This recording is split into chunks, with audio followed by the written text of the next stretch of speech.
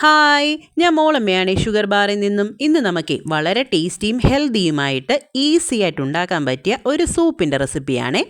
ചിലവ് കുറഞ്ഞ രീതിയിൽ നമ്മുടെ വീട്ടിലുള്ള സാധനങ്ങൾ കൊണ്ട് തന്നെ ഇതുണ്ടാക്കാം. അതിനായിട്ട് പറമ്പ് വഴിയൊന്നും നടക്കാമെങ്കിൽ കോവലിൻ്റെ ഇലകളും തണ്ടുകളും കിട്ടും. തളിരായിട്ടുള്ള ഇലകളും തണ്ടുകളും തന്നെ എടുക്കാനായി ശ്രമിക്കുക. അതിനെ കഴുകി വൃത്തിയാക്കി വെച്ചതിന് ശേഷം 2 തക്കാളിക്കയും 2 സവാളയും ഒരു ചെറിയ കഷ്ണം ഇഞ്ചിയും 6-7 അല്ലി വെളുത്തുള്ളിയും ഒരു പച്ചമുളകും റഫായിട്ട് ചോപ്പ് ചെയ്ത് വെക്കുക. കാരണം നമ്മൾ മിക്സിയിൽ ഇത് അരച്ചെടുക്കുന്നതിന് വേണ്ടിയുള്ളതാണ്. കുക്കറിലേക്ക് ഈ റഫായിട്ട് ചോപ്പ് ചെയ്ത് എല്ലാ സാധനങ്ങളും ഇട്ട് നികക്ക വെള്ളവും ഒഴിച്ച് വെക്കാവുന്നതാണ്. ഇതിലേക്ക് കുറച്ച് സ്പൈസസ് വേണം. അതൊരു കിഴി കെട്ടി വേണം നമ്മൾ ഇതിനകത്ത് ഇടാനായിട്ട്.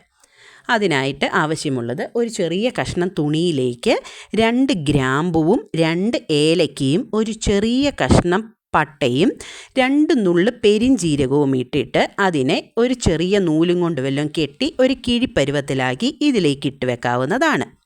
ഇനിയും ഇതിനെ നമുക്ക് ഒരു സ്റ്റീം വരെ വരുത്തി വേവിച്ചെടുക്കണം.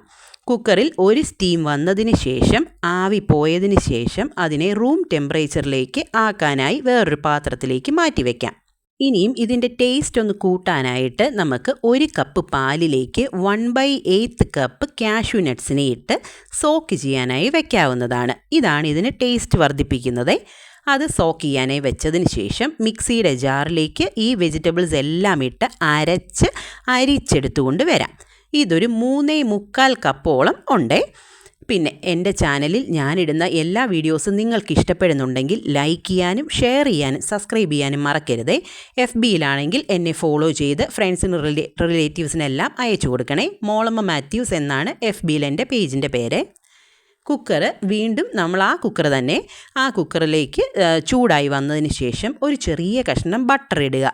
ബട്ടറിൽ തന്നെ ഇതുണ്ടാക്കാൻ ശ്രമിക്കണം. കാരണം എന്നാ വെച്ചാൽ ടേസ്റ്റ് വർദ്ധിക്കുന്നത് ഈ ബട്ടറിലൂടെയാണ്. എണ്ണ ഒഴിക്കുമ്പോൾ അതിനൊരു ടേസ്റ്റ് മാറ്റം വരുമേ. ബട്ടർ ഒന്ന് ചൂടായി വരുമ്പോൾ നമ്മൾ അരിച്ച് വെച്ചിരിക്കുന്ന ആ കോവലിൻ്റെ മിക്സ് ഉണ്ടല്ലോ, അത് ഇതിനകത്തേക്ക് ഒഴിച്ച് തിളപ്പിച്ചെടുക്കാവുന്നതാണ്. ബട്ടറിൽ കിടന്ന് തിളയ്ക്കുമ്പോൾ തന്നെ അതിനുള്ള പച്ച മണവും പച്ച ചുവയും എല്ലാം മാറി നല്ലൊരു മണം വരാൻ തുടങ്ങുവേ. നല്ല രീതിയിൽ തിള വന്നതിന് ശേഷം അതിലേക്ക് ആവശ്യത്തിന് ഉപ്പും ഒരു ടീസ്പൂണോളം പെപ്പർ പൗഡറും ആഡ് ചെയ്യുക. എരിവ് വേണം എന്നുണ്ടെങ്കിൽ ഇച്ചിരി കൂടെ ആഡ് ചെയ്യാമേ. ഇവിടെ 1 ടീസ്പൂണിൻ്റെ ആവശ്യമേ ഉള്ളൂ. അതുകൊണ്ട് 1 ടീസ്പൂണേ ആഡ് ചെയ്തോളേ. പെപ്പർ പൗഡറും ഇട്ട് നന്നായി തിളച്ച് 1 മിനിറ്റ് കഴിഞ്ഞതിന് ശേഷം നമ്മൾ പാലും കാഷ്യൂ നട്ടും കൂടെ എടുത്ത് വെച്ചിരുന്നില്ലേ, അത് കുതിർന്ന് വന്നതിന് ശേഷം അതിനെയും കൂടെ അരച്ച് പേസ്റ്റാക്കി ഇതിലേക്ക് ഒഴിക്കാം. വീണ്ടും അതിനെ തിളപ്പിക്കാം. ഒരു 2 മിനിറ്റ് നല്ല രീതിയിൽ തിളച്ചതിന് ശേഷമാണ് ഇനി ഇത് കുറുകി വരണമല്ലോ. അതിനായിട്ട് നമുക്ക് 2 ടീസ്പൂണോളം അരിപ്പൊടിയില്ലേ, വീട്ടിലുണ്ടാകുന്ന അരിപ്പൊടി, ആ അരിപ്പൊടി എടുത്ത് സ്വല്പം വെള്ളവും കൂടെ ഒഴിച്ച് മിക്സ് ചെയ്ത് ഇതിലേക്ക് ആഡ് ചെയ്ത് വീണ്ടും തിളപ്പിച്ചെടുക്കാം. ഇതാണ് ഈ സൂപ്പിനെ കുറുകാനായിട്ട് നമ്മൾ ഉപയോഗിക്കുന്നത്. ഇതാണ് ഞാൻ പറഞ്ഞത്, നമ്മുടെ വീട്ടിലുള്ള സാധനങ്ങൾ മാത്രം മതി ഹെൽത്തിയും ടേസ്റ്റിയുമായിട്ടുള്ള ഈ സൂപ്പ് ഉണ്ടാക്കാനെന്ന്. കഴിഞ്ഞു, ഇത്രയേ ഉള്ളൂ. നല്ല രീതിയിൽ തിളച്ച് കഴിയുമ്പോൾ ഒന്ന് കുറുകി വരും. അതിനുശേഷം ചൂടോടുകൂടി തന്നെ സെർവ് ചെയ്യാവുന്നതാണ്.